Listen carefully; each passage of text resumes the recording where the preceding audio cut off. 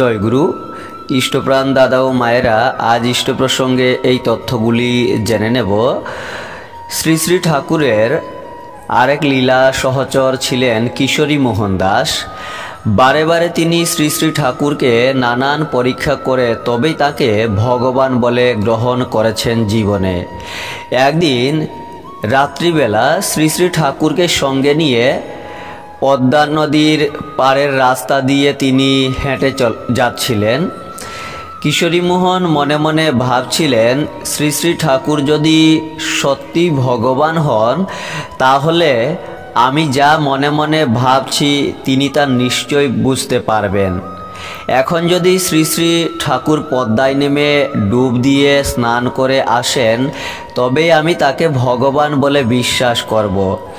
কিছু সময় পরেই শ্রী শ্রী ঠাকুর হাঁটা থামিয়ে বলে উঠলেন, দাঁড়াও, মনে হচ্ছে গু মারিয়েছি, পদ্মায় একটা ডুব দিয়ে আসি।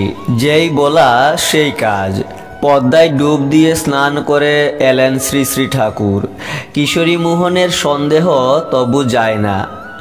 ভাবলেন, হতেও তো পারে, রাস্তায় ময়লায় পা পড়তেই পারে, তবে আরেকবার যদি তিনি স্নান করে আসেন তবেই আমি সম্পূর্ণভাবে বিশ্বাস করব যে ঠাকুর সত্যি ভগবান। দুজনে আবার হাঁটতে লাগলেন। বাড়ি পৌঁছেই শ্রী শ্রী ঠাকুর স্নান ঘাটের দিকে যেতে যেতে কিশোরী মোহনকে বললেন, শরীরের ময়লা ধুলেই যায়, কিন্তু মনের ময়লা ধুলেও যায় না। এই বলে পদ্মায় নেমে আবার স্নান করে এলেন ঠাকুর। কিশোরী মোহন হতবাক, এ কি করে সম্ভব? কিশোরী মোহনের মনে আর কোনো সন্দেহের অবকাশই রইল না। মনে প্রাণে বিশ্বাস করলেন, শ্রী শ্রী ঠাকুর অনুকূল চন্দ্রই তাঁর ভগবান। জয় গুরু।